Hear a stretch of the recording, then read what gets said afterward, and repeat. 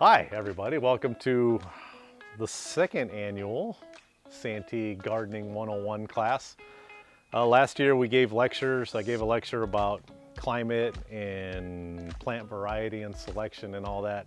This year's going to be far more basic. We're just going to do a quick hands-on, get your hands dirty, transplant some store-bought plants into these nice little containers that the employees that signed up get to take home with them.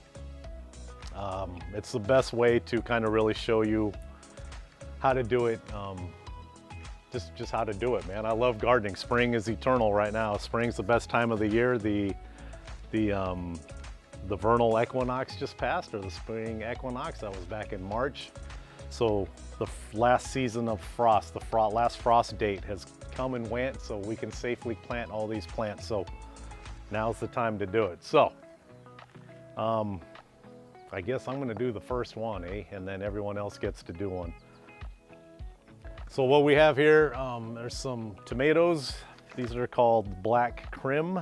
They are indeterminate, and they require full sun. So there's two types of tomatoes. There's a determinate and an indeterminate. The way I remember it is determinate means you kind of can determine what size the plant will be. It's a bush. Indeterminate means it's going to be a vine and grow all crazy, and you need a cage, which we have right here. Well, I only bought one, so that's a tomato cage. They're good for indeterminate because you don't know where they're going to grow. So to grow one of these, if you buy a flat of tomatoes at the store or anything, any type of vegetable, what you want to do is, these are kind of tricky. You kind of push your thumb on the back of it and pop out that one plant, all right? Has a nice root ball.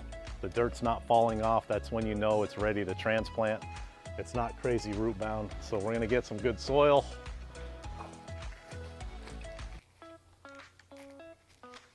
So you fill the soil to the rim. There's a rim on the inside. Just kind of make a little bit of room, and it's literally this easy. You stick that in there and you backfill it. And that's your transplanted tomato plant. It's that easy. So everyone here gets to do it. Tomatoes, if you strip the leaves off, there's little hairs on the trunk. And you could bury this tomato even deeper for a stronger root system. As long as you strip the leaves off, those little fine hairs will become roots. So all you have to do now is water it and then place it in full sun. So look at your yard, look at your house. Where is there full sun at your house? Do you have a balcony? Do you live in an apartment, condo? Wherever you're at, make sure that thing is in full sun and then water it. That's the biggest question you get, is how do you know when to water it? So on a hot sunny day, you probably got to water it every day, but you just stick your finger in the soil, like an inch, a couple knuckles down, just stick it in there. And if it comes out wet, soil sticking to your finger, that means you don't need to water it. You could overwater these. It's hard to overwater in a pot, but it's potential. You could buy a light fertilizer mix too.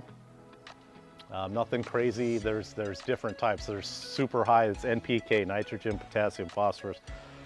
So you want a balanced fertilizer, like the numbers on the bag should say 5-5-5 or something like that, 3-2-2, something low. For example, fertilizer for your turf, for your grass, is really high in nitrogen. It'd be like 22-0-0, and that would burn these up. So the bags will say what kind of fertilizer it's good for. It'll say all-purpose, general-purpose fertilizer, and it could be granular, it could be liquid, however you want to do it. But just read the directions on the fertilizer package, and these will benefit greatly. So with that said, I think that's it.